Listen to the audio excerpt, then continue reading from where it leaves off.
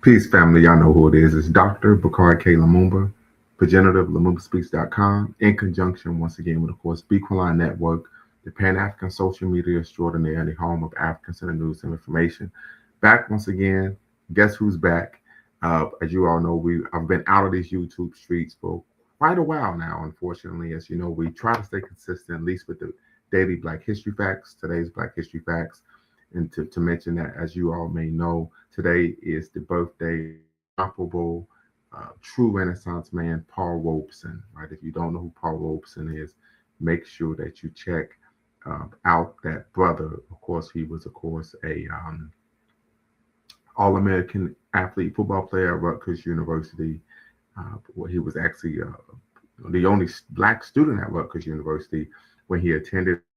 Got a law degree, if I remember correctly, from Columbia University. He was an actor, Broadway actor, uh, but also he became an activist who was blacklisted during the McCarthy era due to the Red Scare. But so once again, just in terms of today's Black history, we want to make sure that we're honoring, of course, Paul Robeson, who was truly a Renaissance man. Matter of fact, one of my favorite quotes from Paul Robeson is he stated that of all of his endeavors, of course, his primary goal was to be African. And of course, he taught us that the front is everywhere. There is no shelter to the rear. Appreciate you, brother LMJ. Appreciate you 100%. If you're watching, family, make sure you hit the subscribe and like button. Thumbs up, thumbs up, thumbs up. Make sure you hit the subscribe and like button. Make sure that you are a blessing to the show via, of course, Cash App, Venmo, and of course PayPal. You can always hit the super chat. You can always, always, always hit the super chat. So once again, family, we have been out of the game for quite some time.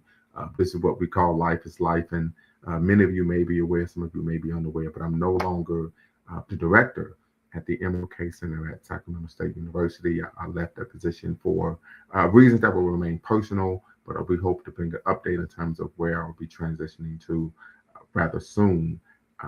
But kind of enjoying the time off right now. Been doing some writing, things of that nature, a little traveling here and there. I think you all saw the picture where I was able to, have a personal colloquy with, of course, the man, the myth, the legend. Your favorite favorite historian, of course, your favorite Pan Africanist, Dwayne Omawale. I was able to take a brief visit down to Florida to finally connect and be in community with him in person. And so just definitely for that. But once again, family, the link is in the description. I'll put the link in the chat momentarily. But before we, of course, get started, and there's a lot that we need to cover or talk about. That's why I just said, hey, let's talk. Really, we're going to open up to whatever anyone wants to discuss. But number one, of course, family, as you know, diversity of thought is welcome. Right? You could be on the left, you can be right. On the right, you could be right down the middle, you could be independent. But we welcome that. We know that one of the ways that you grow intellectually is by engaging in the community in which there is an equal exchange of thoughts. We don't believe in operating in an echo chamber. Number two, family, no racial epithets, no epithets of any kind. As you all know, this is a space of Black empowerment. And so we do not believe in using dehumanizing and, of course, self-defeating language in any way, shape, or form. Number three, family, facts over feelings. We want you to attack the argument, not the person. And then number four, of course, no fundamentally false statements. Right? And we always give an example. You can claim that LeBron James is the greatest basketball player ever. But if you were to claim he was the greatest basketball player ever because Michael Jordan only won 3 championships, that would be a claim that, of course, is adverse to facts. And of course, last but not least, family, our mission is neither to exonerate or vilify, but to challenge conventional wisdom or re-examine what has previously been accepted as fact. So what I'm going to do now, family, is I'm going to put the link in the chat, and we really want to get the conversation started. So the link is in the chat, the link is in the description. Tap in, be part of the conversation. We'd love to hear from you all. Really, this is an open forum this evening where we're looking really just to have a conversation about issues pertinent to, of course, the Black and African world. As I said before, we've been out of the game, out of rotation for quite some time. But one of the benefits is, of course, just really taking time to myself, doing some things I need to do in the back end. We're writing the book right now. Definitely want to be able to get that information out to you all in due time when we're finished with that. But also, we want to make sure that even though we weren't going live, we still were posting.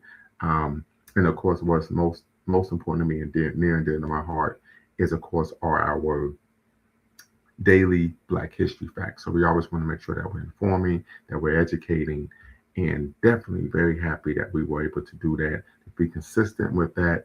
And many of you, of course, we get a lot of views. Many of you have liked that content. So we will make sure that we're continuing to do that. But once again, family, the link is in the description, the link is in the chat.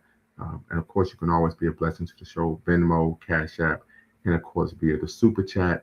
Of course, LumumbaSpeaks.com in conjunction with Bequaline Network. We are back. Let's have a conversation um, on a variety of issues. I will start off. I was having a conversation with my mother this morning regarding, of course, President Trump. My mother stated that, why is he doing the things that he's doing? She said that he was a thief and a liar. And I said, well, mother, I would argue every president is a thief and a liar. And she said, but I don't know about that. I explained to her that, unfortunately, America's foreign policy strategy or perspective is imperialism. And so we went all the way back to, of course, the Monroe Doctrine. If many of you are familiar with the Monroe Doctrine, that was a doctrine that was coined by, of course, then President James Monroe in 1823, if I remember correctly, that discussed, basically telling Europe to have a hands-off policy in the Western Hemisphere, and that the Western Hemisphere will be left to the machinations of American imperialism. And so I would argue that since that time, officially, America's foreign policy has been rooted in imperialism, and thus every subsequent president since then has been, of course, a finagler. We don't have to use the term liar, finagler, and then, of course, more importantly, a thief, right? We were talking about the extraction of natural resources from, of course, nations who unfortunately are nations of color, who unfortunately do not have the capacity oftentimes to defend themselves against the historical impetus of U.S. or Western military. So once again, family, this is one of the things that we discussed and talked about. But definitely would love to hear from you all. Once again, you're watching LumumbaSpeaks.com, a Black Empowerment Initiative where we believe we could gain a competitive advantage by always betting on Black in conjunction with Bequaline Network, the Pan-African social media extraordinaire in the home of African-centered news and information. The link is in the description, family. The link is in the chat. Tap in, be part of the conversation. We'd love to hear from you all regarding what is pertinent, what is pressing. Many of you may be aware of even the article that I wrote regarding my visit to a church in, of course, Central Florida. We may even talk about that if you all had the privilege of reading the article. So I talked about, I went to church for the first time in nearly 2 decades, and why I'm never going back. So definitely want to hear from you all, family. The link is in the description. The link is in the chat. We once again do want to apologize for being out of circulation, out of the game for quite some time. We know that typically by this time, Mr. Sandman would have tapped in, of course, from the Illidale 215. But we also know that brothers and sisters on the continent in the UK, it's probably rather early morning, probably around 1. And we do know that we have some affiliates on the West Coast who is only around 6. But definitely just want to hear some thoughts from you all regarding issues pertinent to the Black community. I read an article today stating that African Bambaataa died, one of the founders and founding forefathers of course, hip hop. If you don't know who African Bambaataa is, shame on you if you are supposed to be a hip hop head or hip hop aficionado, but definitely check him out. We may at least provide an obituary for African Bambaataa. We also know that Diddy is back in courts. P. Diddy, Puffy, P. Diddy Papa, whatever he goes by nowadays. Where his attorneys are averring that his case should either be, his conviction should be overturned, or at the very least his sentence be reduced, right? There are varying opinions on Diddy's guilt. I followed the trial rather closely with some of our colleagues. Excuse me. And there's still mixed opinions, but I don't think he should be incarcerated based on the evidence that was presented during the trial. I would argue that in the lead up to the trial, particularly when we talk about documentaries, even the press conference led by the U.S. Attorney, I thought the man was an absolute devil, a demon, and I believe that he should have been convicted based on the press conference. But the evidence was completely different. I recall vividly that the one of the things that was stated in the press conference by the district attorney of the Southern District of New York was that he was actually engaging in sex trafficking of minors. So my thought right away was, oh, you could lock this guy up and throw away the key. And then, of course, during the trial, there was no evidence uh, presented to even infer that that was taking place. So they may have been looking to win the case through the court of public opinion rather than the court of law. Unfortunate, but we will see what happens. But once again, family, tap in. The link is in the description. The link is in the chat. Would love to hear from you all. LMA, want to hear from you, brother. If you could tap in, be part of the conversation. We know that we've been out for quite some time, but we do apologize for that. But we try to stay consistent at the very least with the, of course, um, daily Black history facts, so that we were still engaging our subscribers. But as you know, sometimes you can't control life when life is lifing. But once again, tap in, family. The link's in the description, link is in the chat. Definitely want to hear from you all. If you're watching on Facebook or Twitter, you can follow us on YouTube at Lumumba Speaks. Um, and definitely want to hear from you all in terms of Iran, as our brother from VA would always say, is it real? Right. Um, I think there's a number of issues that we need to, of course, discuss. We know that there are still issues, even internally in the Black community, with Yvette Cornell and, of course, ADOS, FBA. There are a myriad of issues that I think we can discuss. But also, as you all know, the goal is always to have an intellectually incisive conversation so that we are able to leave with an understanding and, of course, action-oriented, intellectually incisive conversation so we can make decisions to better our lives on a diurnal and, of course, yearly and generational basis. LMA, what's the word, brother? Can you hear me? All right. Can't hear you, so I don't know if you're having some issues, but can you hear me, brother LMA? Okay, so you may need to step out of the queue and then step back in because we're having some technical difficulties. Can't hear you. I don't know if you're trying to speak or not, but let me see if I mute you and then if you could unmute yourself. So I just muted your mic. So I'm gonna unmute you and see if something happens now. Can you hear me, brother?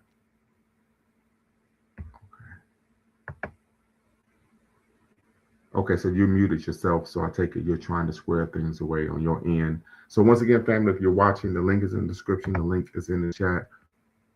Okay, so you said that you don't hear anything. Interesting. Okay. So let's see here. Let me see if I can. There's something going on here.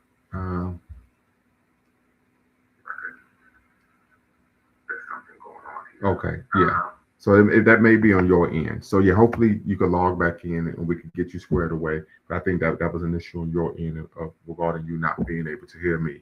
But definitely want to hear from you all, family. Once again, we do apologize for being out of the game for quite a while. But as I said it before, we try to stay engaged by putting up posts, pictures, things of that nature. And then, of course, most important, the Daily Black History Facts. As I said it before, today is Paul Robeson's birthday. African American, All-American athlete at Rutgers University in college. Could have went to the NFL. I think he did play in the NFL, to be quite honest. But of course, he was the only Black student at Rutgers, which is the State University of New Jersey. He was born in Princeton, New Jersey, on this day in 1898. Of course, true African Renaissance man. Of course, he was one of the leading members of Black conscious individuals, particularly in the mid 20th century. He was blacklisted due to the McCarthy era of course, the Red Scare. So definitely tap in. Of course, they confiscated his passport, unfortunately, and he wasn't able to travel. We know the same was done with Du Bois, W.B. Du Bois, at one point as well. So, but definitely tap in, family. Want to hear from you all regarding what's been going on in the Black world, and just really want to re-engage with our audience. Like I said before, we truly are remorseful, sorry for not being engaging. I know I got some questions at times. Say, when are you going to start to re-engage and repost and go live, so on and so forth. Um, but like I said it before, life is life sometimes, and so we have to take a step back. But we're definitely appreciative for everyone who is still an active subscriber. LMA, hopefully you were able to get your uh, technical issues squared away, and we would love for you to hop back in. But looking to have a conversation regarding the contemporary Black world, right? This is April 9th, 2026. We're about a little over a quarter, almost a quarter into the year. Hopefully everyone's having a great 2026, and looking forward to um, hearing from you all and your thoughts. Particularly, I would argue we need to take a look at what's going on in Nigeria. We know the Trump administration has been rather testorical, bellicose militarily. We know they changed the Department of Defense to the Department of War, really going on the defensive and looking to, excuse me, promote what I would argue American military might as a form of gun. Hey, Dr. Lumumba, can you hear me? Yes, I hear you just fine. I hear you just fine. Can you hear me? Test. Yeah, I hear you just fine. There we go.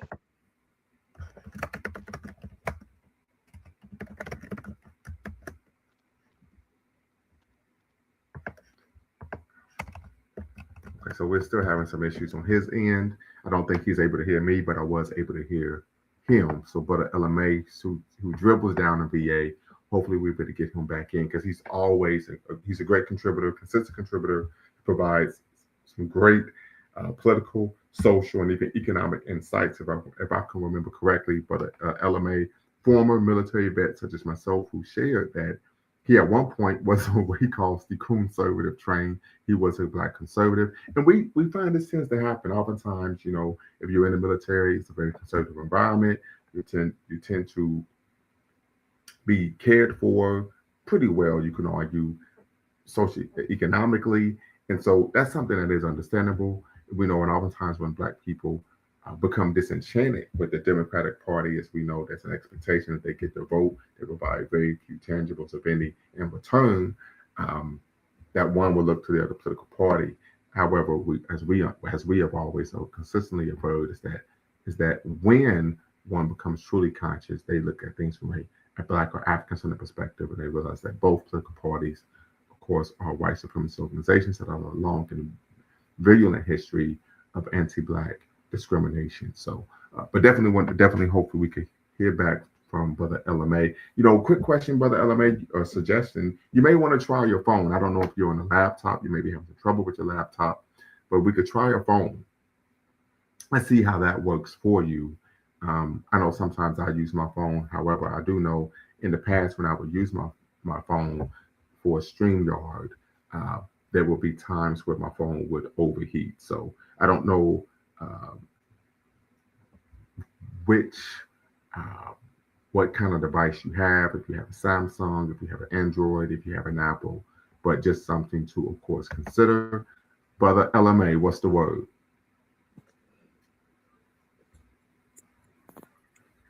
What's the word, brother? Can you hear me? Okay. Okay, so I hear some noise in the background. I don't know if you're still trying to cipher through your technical issues. Peace in here, Dubs 9 Ball. What's the word? Haven't seen you before.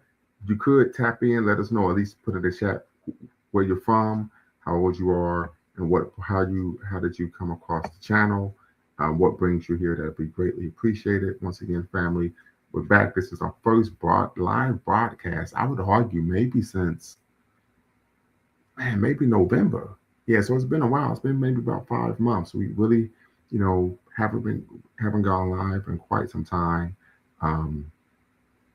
But we're back, and we just looking to have a conversation about issues pertinent to, of course, our viewers, pertinent to the African world, There's a lot going on in the world right now. We could talk about the war in Iran, which is tentatively at the ceasefire. We could talk about the effect that the war has, of course, on African people. We know a lot of this has to deal with oil. Um, we know, sorry, Doc, having trouble with my setup. Understood. I understand completely. We've had that issue before. Take your time, brother. Just hope that you're able to tap in. Like I said before, you may want to consider using your phone. I've done that before when I was having issues with my laptop. From Iowa, okay, born in Chicago. Shout out to the Shy. I'm gonna call it the Shy rather than Chirac. We're gonna stay positive here. 30 years old. Tap in because you're a Pan African. Appreciate that, brother. If you want, you could tap in. You could hit the link that's in the description or in the chat. Be part of the conversation. We'd love to learn what led you to becoming a Pan African. So you can share with us your Pan African journey. I would love to hear that.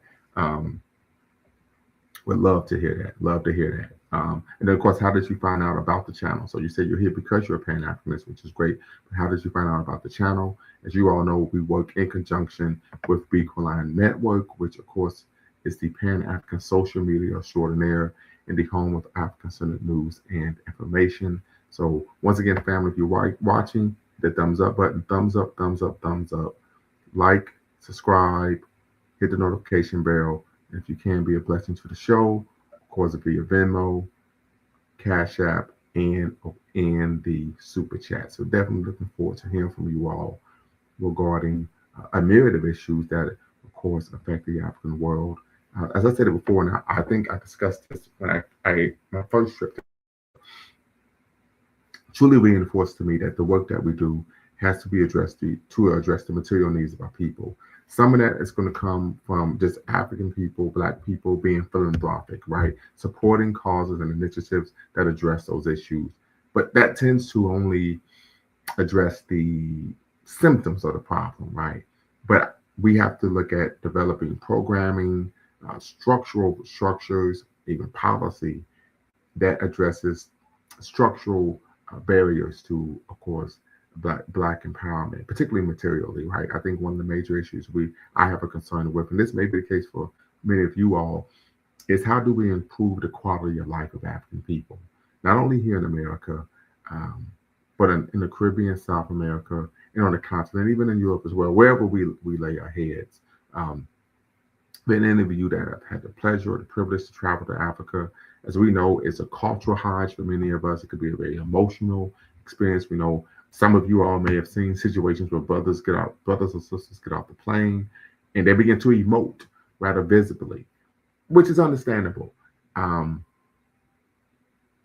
when you actually begin to travel, you see that there are luxury high rises. You may see individuals in mansions, driving expensive vehicles, but not everyone is living that way. And that's the case here in the States as well. But Dubs, if you could simply turn your phone on in queue, your video on in queue, that way I just can ensure that you're not trolling. Then of course you could turn your camera off and I could bring you into the live. So if you could turn your camera on while you're in queue, okay, very good. Appreciate you. I will bring you into the live. That one of the issues that we find is how do we address improving the quality of life of African people, particularly materially. Brother Dubs, what's the word? Not much, man. Just chilling. How are you? What's the word? I'm doing quite all right. Now, you say you're from Chicago. I was in Chicago a week ago. What part of Chicago are you from? Are you from the suburbs? Are you from the city? Are you from the west side, K-Town, south side? What's the word? Okay. See, I'm from Iowa. I was born in Chicago. My family's from Chicago, but they're from Garfield Park. Okay. My whole family went to Marshall High School. My dad went there. I'm not sure if you know about that. But I got family in what they call L-Town. If you heard about that. Okay. But yeah. Yep. And so what part of Iowa are you in, if you don't mind me asking? I'm in Eastern Iowa. Okay, so most of us, all we know is Des Moines, right? That's true. That's the capital. That's the middle. But I'm in Eastern Iowa, so like Quad Cities area. My brother lives in Cedar Rapids. Okay. Yes. Yes, I'm familiar with the Quad Cities area because there are a number of cities that borders with, if I remember correctly, because I do know a lot of athletes come out of that area. Yep. So like Let me see here. So like Bria Bill, she was a women's basketball player. She's from Rock Island. Okay. Uh, Jason Randall's from Rock Island. Okay. Um, Ricky Davis, he played in the NBA. He was from Downport, Iowa. Right. So I mean, I don't know. Yeah, some athletes now. Okay. Okay. Uh, So let me ask you this: how did you come to gain knowledge of the platform or the channel? uh, I'll be on YouTube a lot, Okay. and I'll be searching in Pan African in the search title, and so I think I came across the channel now. Okay. Very good. So, is there anything on your mind that you would like to discuss regarding issues that affect positively or negatively the Black people in the African world? Uh, well, I just was. It was interesting. You said you hadn't gone to church in 20 years. Yes. What was the what was the reason for that? Because Well, I'm off church as well. So yeah, yeah. Well, that question. Maybe I may have to do a show regarding the article that I wrote, even though it may okay. upset some people. So yeah, so I went. So I just I keep it close. I keep it close to the vest because I don't want to give things away. But so long, so I haven't been in church in 20 years. Reasons. One, I'm an atheist, right? So that's the first reason. The second is, once I left my parents' home and I began to, educate myself, study, so on and so forth. I came across a lot of information that was able to show me not only that, Christianity was a religion that was forced upon us during the Holocaust of enslavement, but that is Christianity as well as Islam and Judaism, all Abrahamic religions have a long and a very virulent um, practice of anti-black racism, right? And so as a result, if I was to ever practice a religion, which of course I wouldn't because I'm an atheist, it would never be Abrahamic faith. Well said. Yeah. So those are the reasons why I never. That's why I left, and really never went back. I said the second issue is that, and you know this, what you tend to find is a lot of psychological manipulation.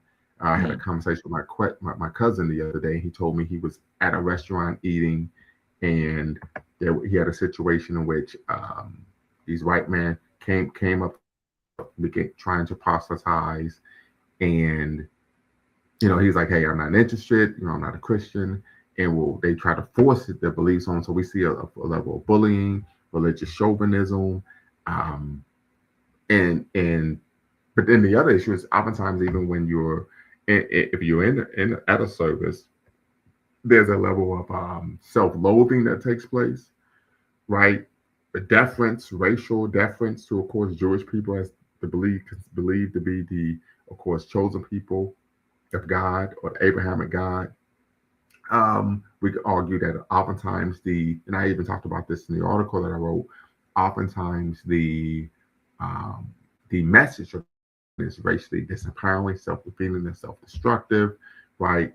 When you're reading the Bible, you're going to Bible study, Sunday school, it promotes miseducation, where you're learning about the values, culture, and ethos and mythology of a non-black group of people, and you're not learning about the values, culture, ethos, and mythology of what your ancestors, your heritage, your culture. So there's an innumerable amount of problems that we find arise as a result of our adherence to Abrahamic religions. um, Thank you. I feel the same way, man. I'm actually an atheist myself. Oh, wow. Okay. So Shout I out to Carlos Cooks. We know there are a large amount of Pan Africanists, right, who have the different religious background. But most people don't know that Carlos Cooks, who was, of course, the progenitor of the African Nationalist Pioneer Movement and was considered the ideological son of Marcus Garvey, was a Pan Africanist who was also an atheist. mm, and So yeah, I think you said that you're an atheist as well. yeah, for sure. I think religion is detrimental, man. Like by and large, especially Muslim and Christianity. But Yeah. then there's a lot of things. Just it's a lot. But so I try not to, because I know church people. I got family Right, members that's they Christian, but so right, it get touchy. But right. Yeah, when you have these type of conversations with people, and as you know, as well as I, you're dealing with people who are uh, very emotional. Oftentimes, these are individuals who associate excess emotionalism with spirituality. Typically, don't do much research. As my cousin said, the people who read the least debate the most, right? um, And so, as a result, when you try to have these conversations with individuals, cognitive dissonance sets in, and we find oftentimes our brothers and sisters becoming extremely um, emotional, right? And their responses, and really we're looking at the visceral emotional responses due to, of course, you challenging them. Because as you know this, brother, I mean, I'm quite sure you grew up in some way, shape, or form, being in a community of close proximity to the church, is you're taught not to question anything. Matter of fact, you're socialized to not question. You're socialized not to question, not to think, simply to believe. And oftentimes you're socialized to believe in something that you don't even understand. To believe in things that are actually nonsensical, right? And so that brings about, unfortunately, this high level of emotionalism when you are seeking to have intellectually engaging conversations in which one is presenting factual information rather than belief or, of course, religious fairy tales. that's true. That's what it is. It makes you docile. Well, yeah, a lot of people say that. My cousin says that all the time, that it really makes you docile. Yeah. Does. And the thing is it's not like what you're saying is adverse to facts. We know there's a large amount of scholarly literature on, of course, the Christian conversion process during the Holocaust of enslavement. And of course, I'm quoting Dr. Malana Karinga in his seminal text, Introduction to Black Studies, fourth edition, where he states that the enslavers found that though our ancestors who converted to Christianity were the most docile, keyword docile, and amenable to the institution of enslavement, and those who that resisted and obtained and retained their African cultural identity and religious beliefs were the ones who were most adverse to the Holocaust of enslavement. Agreed. Yeah, so there's actual scholarship to substantiate what you're saying. Frederick Douglass talks about this in his memoir. Phyllis Wheatley in her posthumous autobiography, right? So there's a large amount of scholarly literature by African people in the New World who adverse what you just said. So it's not based on how you feel; it's based on facts, right? So just the reality of the situation. Yes, indeed. Yeah, and so we know oftentimes, I even recall when I was teaching at Columbus State, teaching African American history, of course, and the young lady stated, well, Jesus is black. And I said, well, there's no evidence to substantiate that. And of course, we went into, of course, the Bible. And when I broke everything down, because I said that what you're attempting to argue is that Christianity is an African religion. And I said, anyone who studied African religions will know that it is not. So I had to, basically go down um, notch by notch on the differences between traditional African religions, classical, medieval, and contemporary, and of course Christianity and Abrahamic religion show the differences, right, and how they, of course, are antithetical to each other. And I remember the young lady just was extremely upset, and she dropped the class, and it made me think of something that, but of course, the our resident historian Dwayne Omawale, uh, one of the things he would always state, he would quote Chancellor Williams in his book Destruction of Black Civilization, in which Chancellor Williams stated that when Black people don't know their own history, they would try to Blackanize or Africanize someone else's history and culture. So since we don't typically know our own history, heritage, or culture, we try to make what we do know, which of course is the Bible and the Quran, somehow be Black when it's not. Yes, man. Jesus was the central thing in making me leave religion, man, because I realized that is a mythical character, honestly. Yeah, yeah. And There's a lot of a lot of scholars make that argument that Jesus is the mythological figure. We also know that Jewish scholars have admitted that Abraham, which is supposed to be the patriarch of Jewish people is a mythological figure that never actually existed. For sure.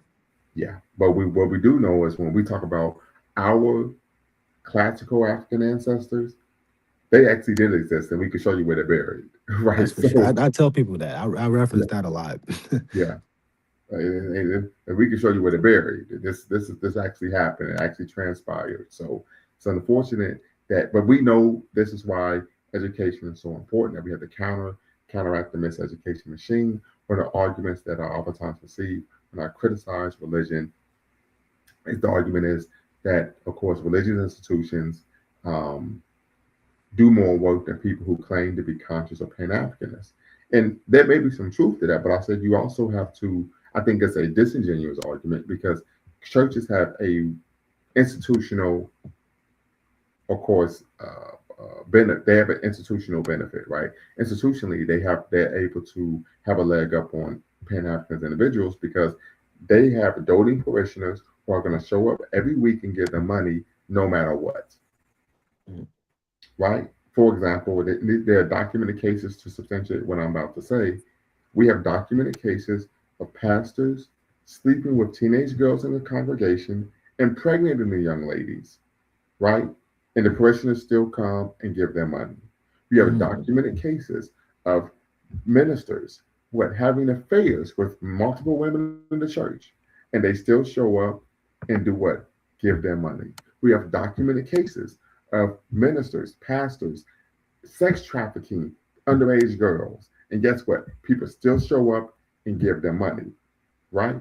So what we find here is that they have almost a built-in advantage because they're going to have people come. They already have a brick and mortar institution, right? And people have already, been really brainwashed to show up. And all you have to do is tell them what they want to hear. They're going to give you money.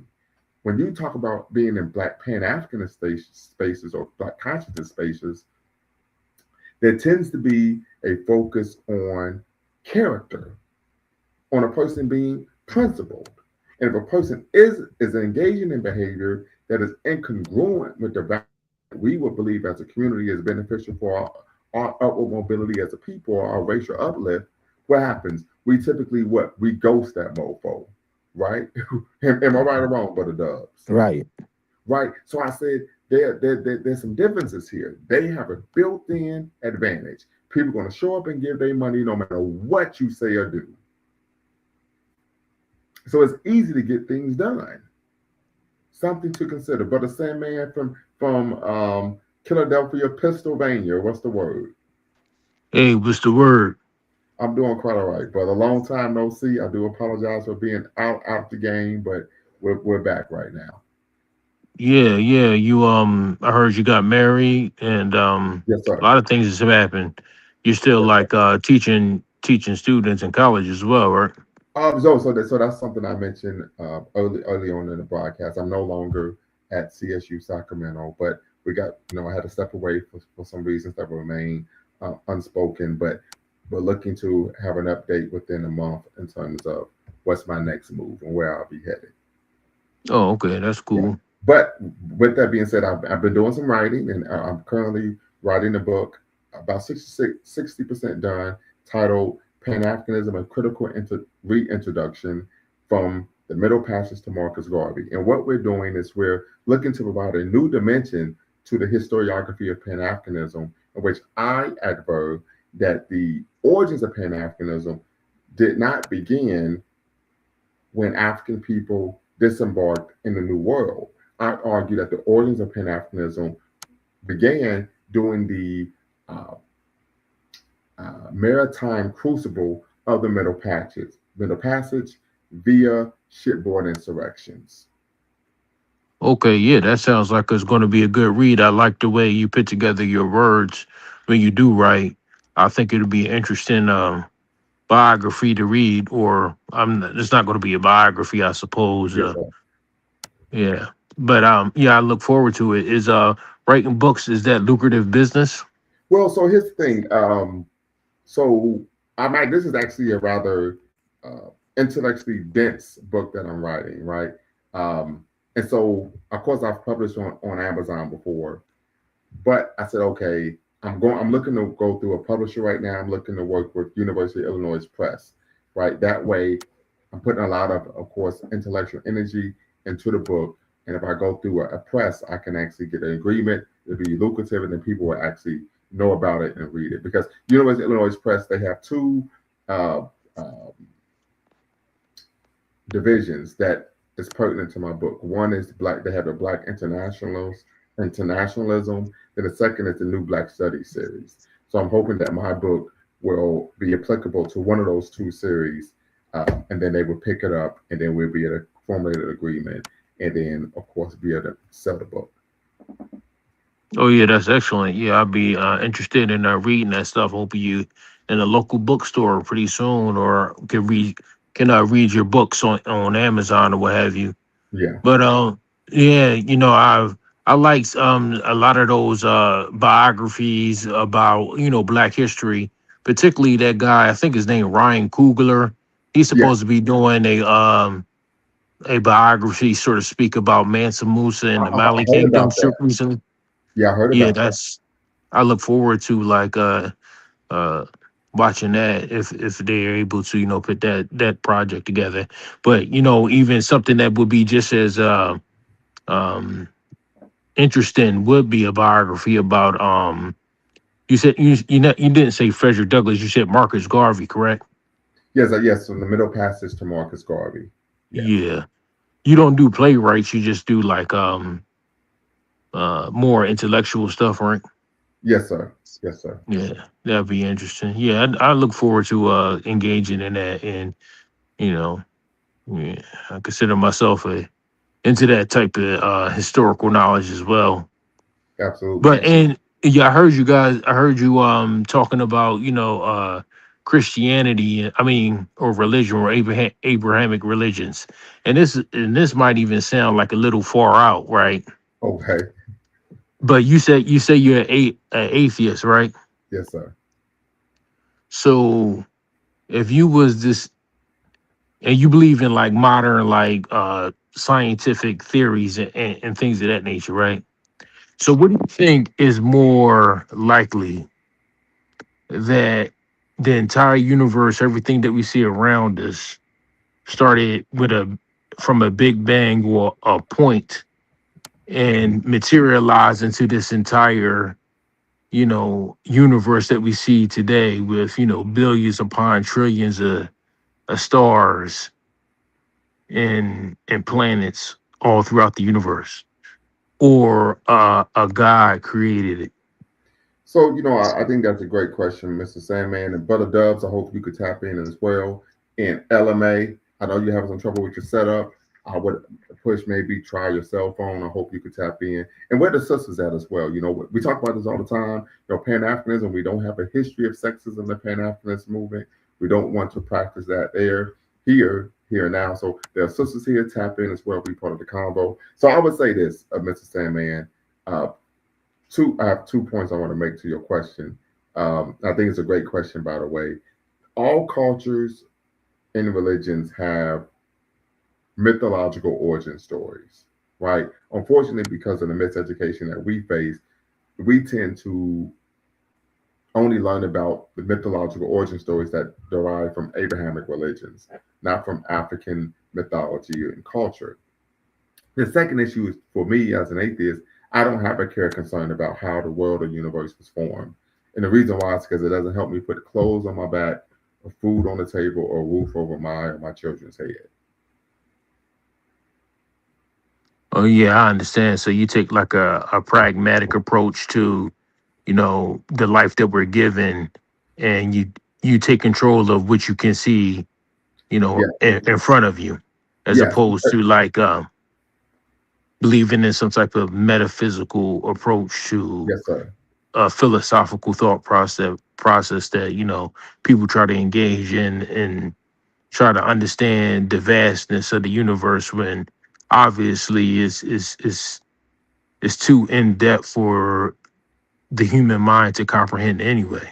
Well, I think something key that you said was, focusing on what's in front of me. And what we do know is that in the 2025 college football season, what was in front of us was Penn State. And for the 9th straight year, we dog walked the Nittany Lions. So Oh yeah, yeah, yes, that's fire. Ain't nothing changed. But yeah, 9 years in a row, we've dog walked y'all. yeah, 9. And I yeah. But yeah, told you, and I know this is a brief segue, but the Dubs, give us 1 second. Brief segue, a brief pivot. I told you James Franklin was not him. I told you he was not one of one. yeah, you was right. I had predicted before I had tapped in that you were going to, bring this up like way before you did, and I actually like fell into the trap. I didn't see it Yeah. coming. You hit me from, Well, you hit me with and the I'm right gonna use cross. I ain't see it coming. right. I'm gonna use the language of our children's generation. Is Penn State is not giving, right? but it Yeah. does. Go ahead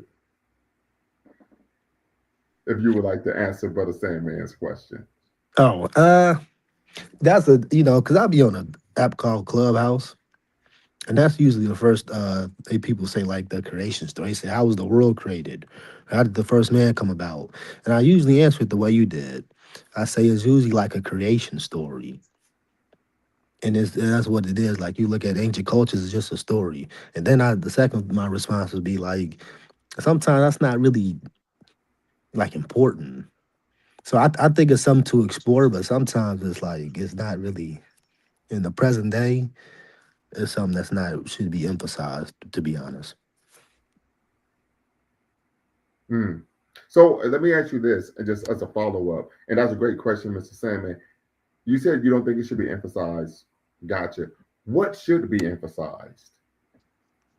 Uh, to me or Mr. Sandman? To you, Mr. Brother To me, Dubs. Yes, sir. to me, what should be emphasized? How can we make the world better for African people? The progress of African people. So, and Something that's benefit. Go ahead. that's a great. I like the answer, and I'm asking these questions because I'm curious, not because I'm trying to aha you. How do we go about doing that in a tangible manner, starting as an individual? And the reason why I ask that question is, Mr. Sandman knows me. I am a Pan African. I've been one for over 20 years, and when I find myself, and you all may be able to speak to this, you find very few institutions. There are a lot of institutions in the Black community, but very few institutions that are Pan Africans in nature. And so when you're doing things to try to better our people community, we tend to find ourselves almost sporadically engaging in programs and initiatives to help our people. But it's been difficult for me, maybe because I'm in the Midwest, to find consistent programming or organizations or institutions that do that type of work. First, I think you have to educate yourself and learn about certain things. But I'm also in the Midwest. Yeah. Um, so I think it starts like as an individual, and then you take it from there. But um, sometimes, like with people, it's like a limited resources. I think you have to kind of group together. And I've actually heard people question Pan Africanism because of that. They say like it only exists in America, and it is really a hard thing sometimes to like to try to get it off the ground. If you get what I'm saying. Hmm. Yeah, This is true. And, I mean, we know that, of course, that's not true. It doesn't only exist in America, as we are aware. We are well aware that Pan Africanism began actually in the Caribbean. Of that's course, it was true. coined by, of course, the Trinidadian barrister Henry Sylvester Williams. We know Trinidad and Tobago has provided more heavyweight Pan Africanists than any country in the world, pound for pound, right, with per capita. So definitely want to give a shout out to Trinidad and Tobago. Um, Claudia Jones, of course, is one of the prominent Pan Africans from Trinidad and Tobago. C.L.R. James, George Pattermore, and of course Kwame Ture, who of course before was known as Stokely Carmichael. So we know that that is not a claim that, of course, is true. But individuals who once again are naysayers or adversaries to Pan Africanism make that claim. But at LMA, are we squared away on your end from a technological frame of reference? Okay, then maybe we are not. Okay, so hopefully we could get Brother Sandman back in. LMA, are you good to go? Okay, I'm going to mute your mic and then unmute you. Brother LMA, can you hear me? From the LMA. It's from the VA. Okay. Yeah, we're still getting some feedback. We can't hear you clearly. Yeah, we can't really hear you. We can't make out what you're saying.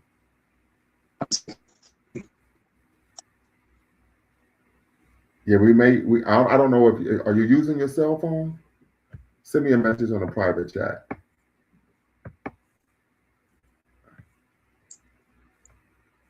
Yeah, we could try that.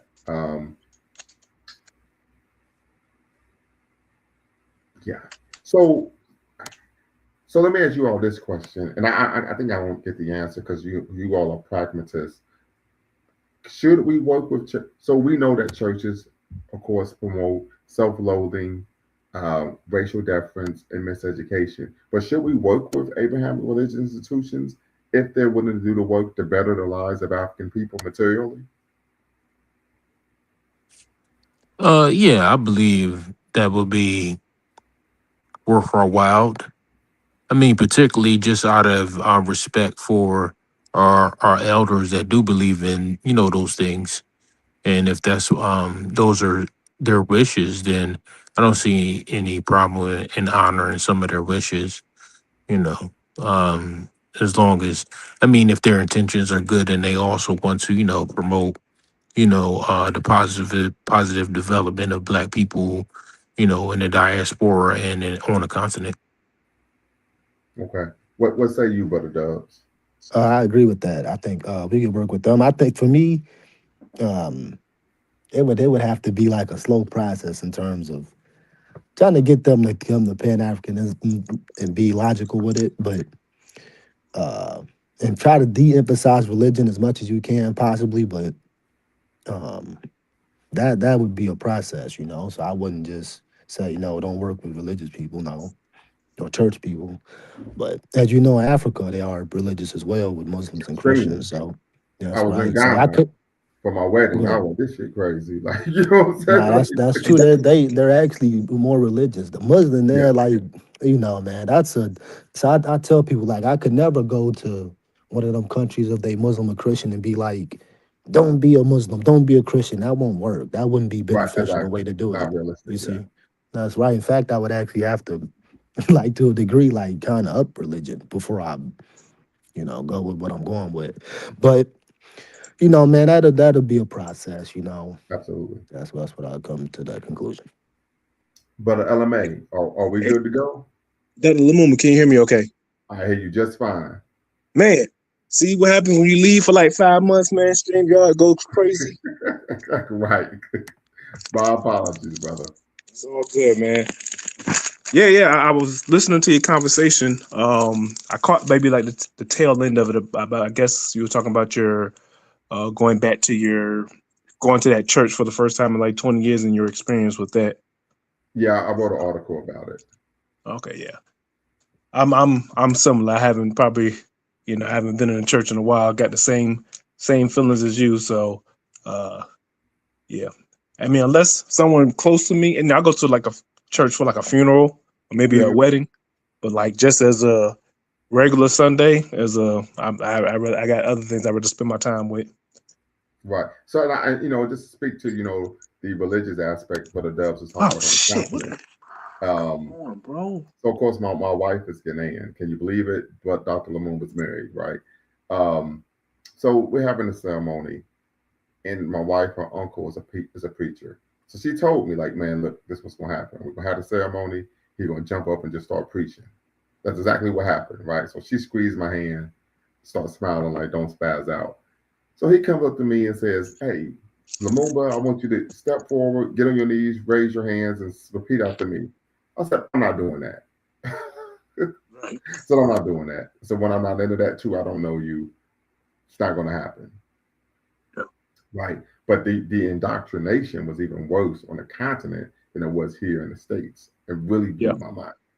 Really blew my mind. And then, there's another brother who he's a trainer at the gym that I used to go to until I found a better gym. There's a gym I go to now here in the Greater Dayton area. The dumbbells go up to 200. So now I'm really playing with some baby, you know what I'm saying, some baby weight, right? But the brother had told me he was in Kenya, and one of the things he noticed is, unfortunately, oftentimes us in the diaspora, we tend to have oftentimes a better understanding of knowledge of the history, culture of our people because of the access we have to information. Mm-hmm. Right. And though oftentimes if you are in a country that is repressive and authoritarian, the number one thing that those in power do not want you to have is access to information. Yep. Right. So we've seen situations, and Sister Farida, we're still trying to work with her to get her on the platform, but I'm able to, be in community with her via, of course, WhatsApp.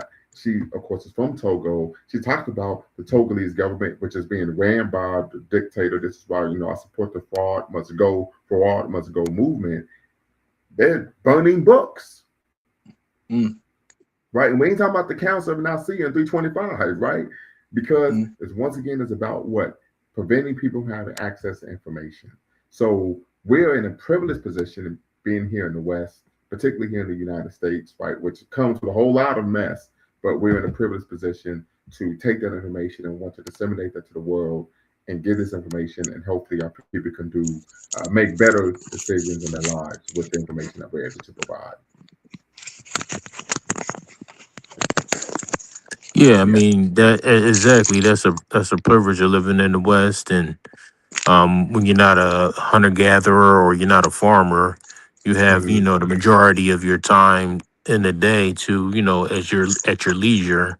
When you don't have to tend to animals, or you don't have to slaughter your own animals for food. You don't have to tend to your own farm for grazing your own crops and stuff like that. So, here in the West, we have the opportunity to, spend an hour, 2 hours, three or more in reading or whatever endeavor that we want to engage in that will stimulate our minds. So, I look at, other countries like you might be mentioning in Africa. I think you mentioned Kenya, where people might not have that much leisure time to engage in those type of endeavors. But I think it's like the other brother said, it's a process. And there's pros and cons to both styles of life. Whereas though when you do live in a country where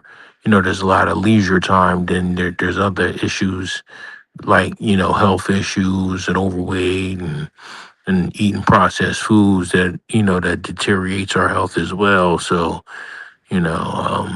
it's a balancing act between the two. When I see that you engage yourself in a lot of physical activity to balance that out as well with stimulating your brain. That's a great point. But Mr. Sandman, when I was at Sac State, there were a group of young men who came to me and said, "Hey, we want to work out with you." So I said, let's get it in. You know what I mean? Squad up. And one of the things, a young man, he was Afro-Latino, and he stated that me being at Sac State and being a Pan-Africanist helped him embrace his African heritage as a Latino man. But one of the things he stated was, he said, working out with you, I feel that I'm not only getting stronger, I feel that I'm also getting smarter. He said, I feel that when I'm in community with you, close proximity with you, you're working my body and my brain. And that's really what it's all about. Because as we know, people who are intellectually indolent are easy to manipulate. And that's not something that we want for our people. And we know, unfortunately, we tend to be manipulated to work against our own best interests. And so that's something we always have to be steadfast and vigilant in terms of pushing back from a myriad of sources, right? Ideologically, there are a number of ideologies that are not only adverse, antithetical to Black people, but particularly Black men. I mean, we got Black men here on the platform, so that's something to consider as well. Hey, Dr. LeBoom, speaking on the idea of Christianity in the Black community, seeing as we have this, string of Christian nationalism going on, with the Trump. I mean, obviously it's been, undergirding America for a long time, but now we're seeing it, full frontal attack in a sense. Do you think that this will kind of make the masses of not the mass, I guess the majority of Black Christians rethink their religion, or do you think that they're more likely to be swept up in it, right? Because it's kind of like, will they be willing to overlook the blatant racism if it means that they can, how can I put it, be one with their brothers in Christ in a sense? Right. What do you think is the play, or how this will play out in your opinion? Well, number one, I want to say that's a hell of a question. You jumping back in, you pushing me, right? um, Yeah. but I would want to hear from Brother Dubs and Mr. Sandman about this, get their perspective as well. And so I'm just going to provide an opinion. This is not a fact in any way, shape, or form. But one, I would say um, I don't think it's going to change their perspective on Christianity. As we know, the brainwashing is rather strong. Typically, what we find when Black people or any group of people who are Christian come in contact with a group of Christians that are promoting what they would consider as a radical or extremely bellicose form of Christianity, they would simply argue that their worldview or their perspective of Christianity or their particular denomination is the correct denomination of Christianity. This is why there are numerous denominations today. We're talking about Methodist, Pentecostal, Presbyterian, Catholic, Baptist, Seventh-day Adventist, Jehovah's Witness, etc. Right? That it really just it comes down to oftentimes there's some denominational beefs there. So, and when you talk to Christians with different denominations, they all think that their denomination, a particular perspective of Christianity, is the correct perspective of Christianity. So, I don't think it would lead to Black people looking at Christianity any difference, because if 244 years of enslavement followed by 100 years of Jim Crow, and of course now the new Jim Crow didn't change anything, I don't think dealing with a Christian nationalism would change anything either. The last point I would make about this, really put a bow on this point, is I'm seeing a number of videos in which Black preachers are promoting Christian nationalism. For example, the church I went to in the greater Orlando area, the pastor was promoting Christian nationalism. And it was really eerie because growing up in church, I grew up in church, I went to a Pentecostal church growing up, Church of God in Christ, Kojic. They always will promote Christian nationalism. It may not have been as radical as we hear today, but the pastor or the preacher, the deacon, the missionary would always aver that the solution to the world's problems was what? Christianity. Even though if you do a deeper dive into what many of these social political problems that we find in the world, it is due to what? Christian nationalism. So that's nothing new. If you are if you are in community with people who are churchgoers or parishioners, they are going to be promoting Christian nationalism because it's really just part of the ideology of the religion. Because we know Abrahamic faiths, particularly Islam, Christianity, are imperialistic in nature. Yeah. Yeah, but I do have some, I guess, encouragement in a sense, because I do feel like maybe in this era, maybe because we just got the internet, but I do feel that I'm seeing a lot more Black atheists coming out. A lot. I think it's losing its grip on the younger generation. Kind of like what you said about just populations in general having more information, right? Because when you have more information and when you have more time, kind of, to what Mr. Sandman was saying, when you have more time, you can actually give more thought to it. And then, like I said, you may come to the conclusion that, hey, this does not hold up to scrutiny, the way I used to think it did in the past. So, we'll see. I do think that, I know a couple years back, atheism was the largest growing of the religions. Obviously, you have the religious, and atheism would be non-religion, atheism and not agnosticism. But it's still considered a religious group, though. But that's rather ironic. But it is considered. Yeah, it's a non-religious religious group. Right. Yeah. So, Brother Dubs, what are your thoughts? And then, of course, we'll go to Mr. Sandman. Just listening. I'm just listening. Okay, no problem. Yeah, I would say that we would probably be surprised that the majority of Americans or people in general just don't spend much time following up with, the latest developments in politics and things that are going on society wise. A lot of people are engaged with, um, frivolous behavior, whether it be, Pookie or Ray Ray running around in the streets, showing off the fake jewelry and the guns, or, the next kid, he might be just, playing video games or what have you, or the next kid, he might, be engaged with, running around chasing girls all night, I think, a lot of people are, keeping up with a lot of these developments. And even if they were, I don't believe a whole lot of people have the wherewithal to, try to anticipate what, the tea leaves are showing them in regards to, those developments. So I think the majority of people who just, it's the 10%. I think what's that one thing they used to say is, it's 80% never knew, 15% know something, and then only 5% know what's really going on. You know what I'm saying? I think that's what's going. I think that's the development that we're looking at right now, and to anticipate what, you know uh, how society is um, uh, maturing the public is hard to decipher or anticipate what's going to happen over the next 10 to 15 years. I think people are still highly influenced uh, by the broad majority of influences out in the world. So we'll just see where social media takes it.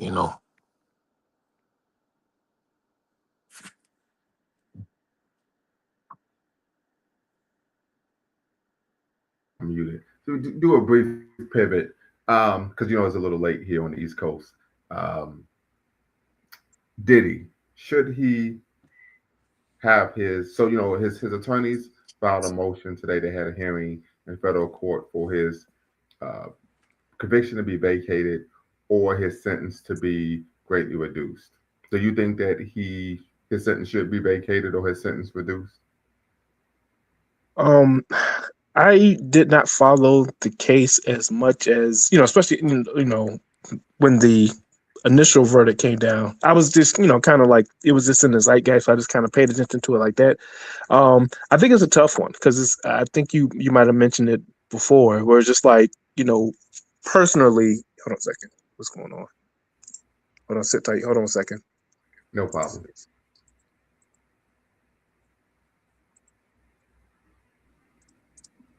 Go to somebody else. My I comment on it. Okay, go right here. Go to Dubs. I think he should be vacated. I'm gonna be honest, man, Okay. because I when I look at this case, man, I really don't. I think they was consenting adults. I think he said that in his appeal.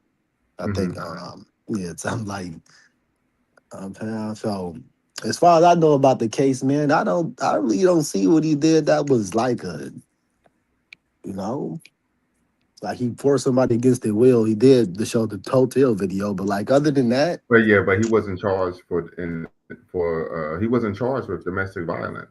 that's true. So I really found it to be, I think it's an interesting one, but I really think that man should be vacated. He should be freed. Okay. But the Sandman. Yeah, I mean, I don't know Sean Puffy Combs personally, Right. but my gut feeling is that he's not the most upstanding individual in the world. But in regards to the charges that are imposed against him, I don't think that the prosecutor has proven without a shadow of a doubt that he's guilty of what they're trying to charge him with. So, in that regards, if we're just going by the rule of law, then no, I mean, then yeah, you're right. Yeah, he should, have his charges reduced or vacated, because they just haven't proven that he broke any particular law, in my opinion, you know, that warrants the type of jail time that he's been given. But like I said before, the guy he's not a I don't think he's a good guy, Right, he's right. but he when they say bad boy, he's For really life, the for bad life. boy. Remember, for life. Yeah. What do you say? He's at the cops That's really and him. feds come get me, right? Yeah. But the LMA, go ahead.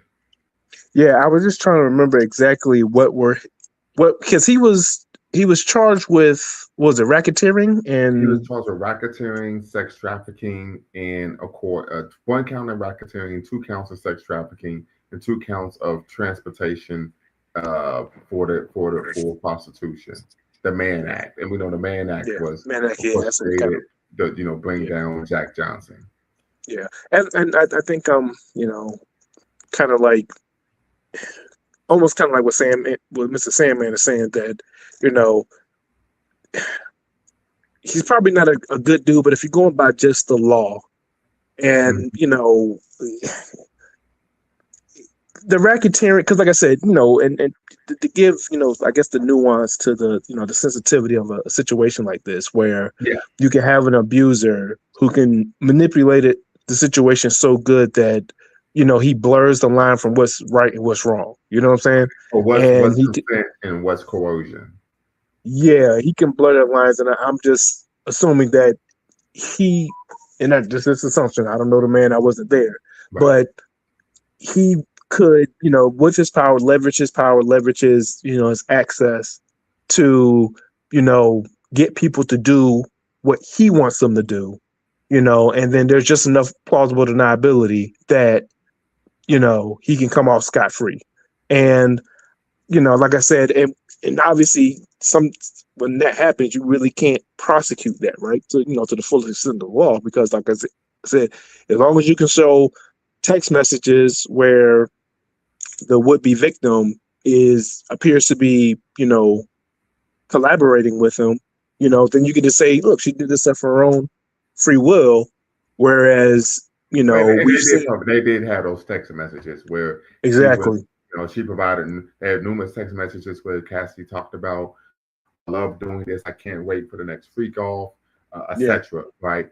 The prostitutes that were paid were, of course, men. They said that they were contacted by Cassie. She's the one who handled booking their flights, the hotel, and she's the one who paid them.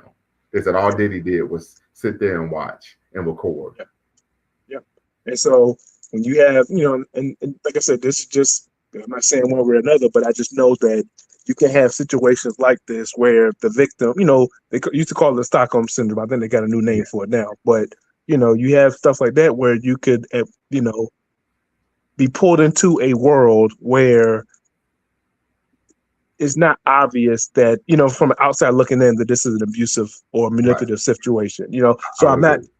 and I'm not saying this, this is what this is, but I'm saying that this occurs, and so it kind of sucks because at some point you can say, okay, I don't think this guy's on the up and up, Right. but if we have laws and the prosecutor can't make their case, then you got to let them go. Right. And real quick, I want to give a shout out to Westonian, Garveyite, of course, Haiti here. Peace to all the original man in the chat. Hopefully, we can do a reading of the work of Dr. Amos Wilson. May peace be upon him. Absolutely. You're from Haiti, brother Sapase. Of course, definitely want to give all love to Haiti, the first Black Republic, right? Putting in the work and doing what no one other group of African people were able to do, and that's to defeat 3 European powers over the course of 13 years, right? The French, the British, the Spanish, and then the French again. We definitely want to give a shout out to, of course, brothers and sisters from Haiti. I believe I personally believe are the greatest group of African people on the planet Earth.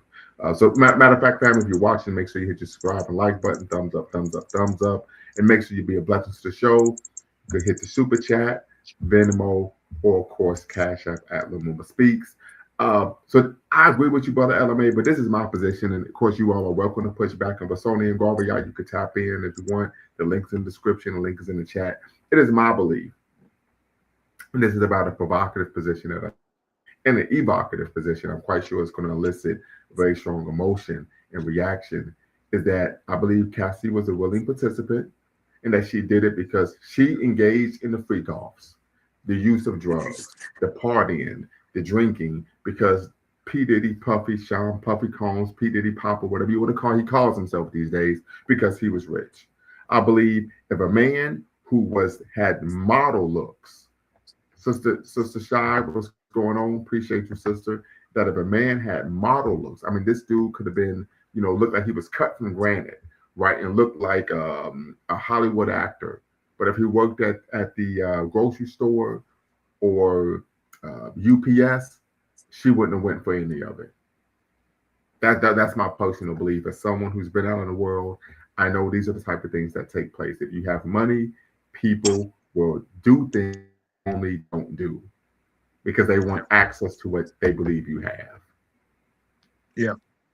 And I would like to add though, if you look at the history of organized crime in this country, it's been going on for well over a century.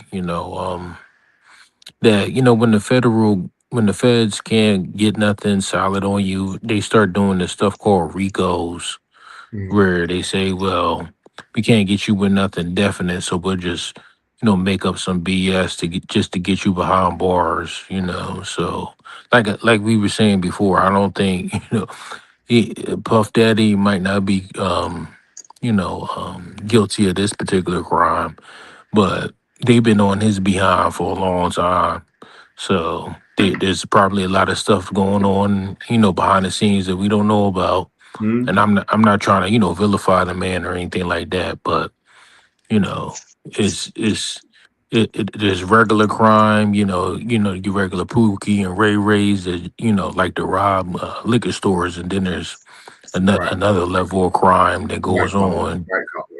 Yeah. white collar crime that these people, engage in, and a lot of federal agents are keeping an eye on them, So I'm not going to say that the federal government is not um, is the good character in this either. You know what I mean? Well, But they well, couldn't. Hey, well, they couldn't find anything wrong with Scarface or what's his name, Al Capone. So what they do? They lock him up for tax evasion. You know what I mean? Even right. though they know he done murdered like 1,000 people. You know what I mean? But brother Sam, man, I mean, what do you mean? This is the United States of America. We have the greatest and most just criminal justice system in the world. No, well, I guess that's what they would want us to believe. Right. Yeah. Anyone who They takes probably that have the most position, money invested in it. right? Anyone who takes that position, I tell them read two books. One, The New Jim Crow by Sister Michelle Alexander, former professor at the Ohio State University, and of course the law school there, and then of course The Rich Get Richer and the Poor Get Prison. A great book written by two professors from Michigan. One, I believe, was at Eastern Michigan University. The other at Michigan State. The book is titled The Rich Get Richer and the Poor Get Prison. Chapter one is titled Nothing Succeeds Like Failure.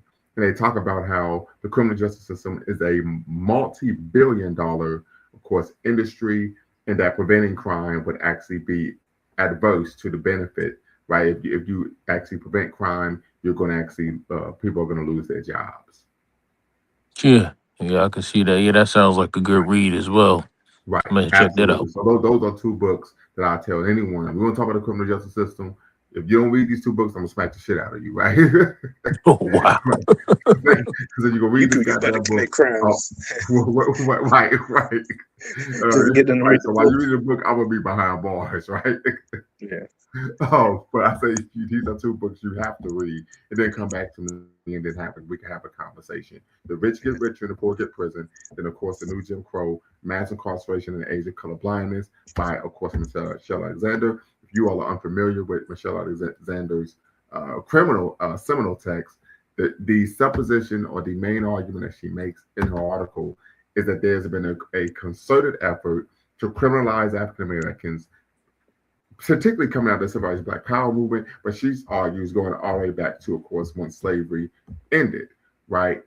And the argument is that once you criminalize African Americans, particularly by making them a felon, you can then legally discriminate against them in the very manner that African Americans were discriminated against during the Jim Crow era. So now the argument is racial. They could say, well, we're not discriminating you because you're Black. We're discriminating against your monkey ass because you are a criminal. Right. So she says this is something that's taking place. And mind you, she wrote this book, even though her husband is a United States federal prosecutor. And she argues, and I would agree, that the criminal justice system is inherently racist at every level, local, state, and federal. And her husband disagreed with the argument she made in the book, but she provided substantial historical, a copious amount of historical references, case law, etc. One of the things she even cited was the fact that police officers, Supreme Court stated that police officers, detectives, whatever you want to call them, can knowingly and willingly make false claims to compel a person who's under arrest to make claims to incriminate themselves. Yes, by law, they can legally say, listen, we got a person in the other room, diamond you out. We got you on camera. Well, we got you on camera in the library with Colonel Mustard with the candlestick. And then you say, okay, man, I did it. All of that is a lie. By law, they can do that. She talks about pre-contextual stops to where police officers would just randomly stop a Black person and say, oh, why did you stop me? Oh, you changed lanes within 100 feet of an intersection. But how do you know I was within 100 feet? There's no marker on the street, right? So these pre-contextual stops. I've been a victim of pretextual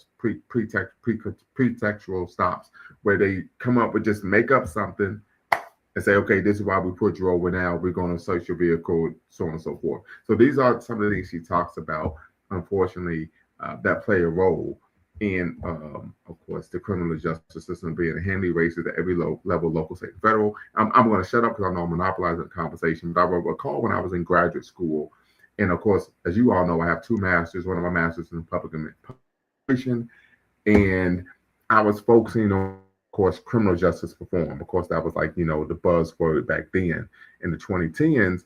And I had to read the Department of Justice report on the Baltimore Police Department.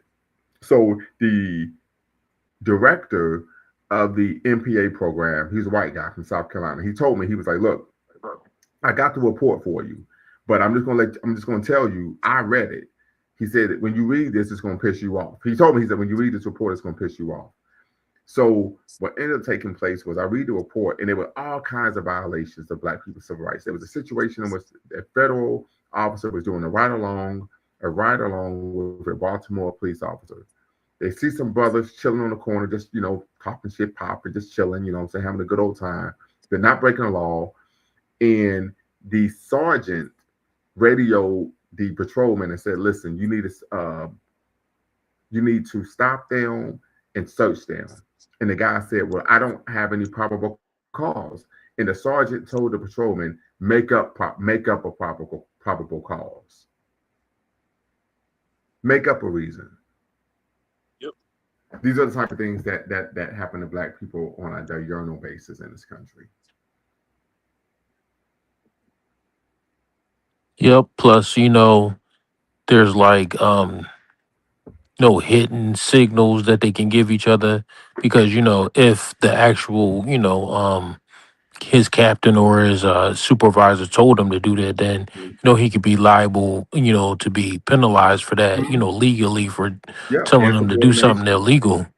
But there's signs and signals that they can give each other to let them know that, hey, you know what you need to do, but I'm not going to say this because this can incriminate me. And you can read the tea leaves if you want to move up in the system, as a police officer or what have you, or they might have their own free time, that they hang out with each other outside of when they're at work, where they can have these type of discussions as well, and come up with and formulate ideas and plans on how they want to operate moving forward. So, and then even if you come from a law enforcement family, there's unspoken rules that all those people engage in too. So yeah, man, it's unfortunate, and then yeah, it's like man, the black people have been, like you said, uh slavery is illegal unless you become Yeah, unless you go to prison. unless it's And used then as that, punishment for a crime. yeah. Yeah, I mean, a great example of that we find, in the contemporary moment was, I think, last year, wildfires were, wildfires were wildfiring in California, and Hmm. what they had the prisoners, state prisoners, fighting wildfires for, if I remember correctly, $10 a day, Mm. putting their lives at risk. But the LMA, And the twist on that with the firefighters is that they were able to fight fires as prisoners, but then when they were released, since they have that felony on their report card, when they tried to get a job as a firefighter, they they couldn't get do it. rejected. They get rejected Mhm. because they have a felony, but they went in prison getting, $1 a day, if that. They were able, saying they were able to fight fires then. So you Mhm. fight fires when you were in prison, but couldn't fight fires when you were free. And, kind of goes back to that same, you talk about the rich get richer and the poor get prison, Yes. because you have people who are literally in prison making no money in modern day slavery, fighting to because those wildfires were really were really threatening the houses of millionaires. So you have people who are enslaved fighting for the property of rich people. Yeah, I think that's a great point. I don't know if anyone has ever seen the movie The Spook That Sat by the Door. Has anyone seen that movie or read the book? I've heard of it, but I haven't seen the movie. Okay, so I had the privilege of reading the book and then, of course, seeing the movie when I was an undergrad. And there's a scene where the brother who's acting like a Tom, but he took what he learned in the FBI, CIA, and he took it to the street brothers in Chicago and actually was forming a revolution. And then they spread this around the country. But there's a scene where there's a brother who he grew up with, went to high school with, even college, and he's on the police force. And he finds out that he's actually the one leading this revolutionary charge. It's a great movie. You got to watch it. Okay. And he said, man, just be real here. We're not protecting people. We're protecting property. Yeah. Right? Yeah. So something to, once again, consider. I'm going to actually bring up the book here. The Rich Get Richer and the Poor Get Prison, Ideology, Class, and Criminal Justice by Jeremy Ryman and Paul Layton. So great book. As you can see here, it's only about $6, $7, $8. And there's a 10th edition on Amazon. Don't want to give Amazon too much of a shout out.